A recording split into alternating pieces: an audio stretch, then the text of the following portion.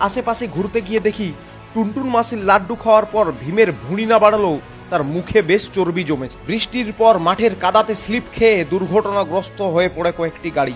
নতুন চটির প্যান্ডেল দেখার সময় আমি একটি জিনিস নিয়ে কনফিউজড হয়ে গেলাম যে বাঁশ দিয়ে তৈরি গাছকে বাঁশ গাছ বলা যায় কিনা।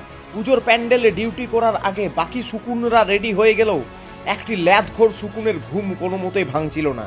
সে বিছানাতে শুয়েই ছিল। একটি হ্যান্ডিক্যাপ্ট পশুকে হুইল চেয়ারে করে রাস্তা ক্রস করিয়ে দিয়ে উদার মানবিকতার পরিচয় দিল কিছু মানুষজন। মহালয়ার পর মায়ের চক্ষুদান হয়ে গেলেও এই পূজা মণ্ডপের মৌরের চক্ষুদান এখনো করা সম্ভব হয়নি। একটি প্যান্ডেলে গিয়ে এই প্রথমবার সচক্ষে গোল্ড প্লেটিং কিভাবে করা হয় তা দেখতে পেলাম। শুধু পূজার অনুদান নয়, লক্ষ্মী ভাণ্ডারের টাকা সঠিক ব্যবহার করেও যে দুর্গাপূজা করা যায় সেটি আমি বাঁকুড়া এসেই জানলাম। দেশের কাস্ট সেন্সাসের রব উঠতেই বাদামও তার নিজের টাইটেল ডিসপ্লে করছে সগৌরব।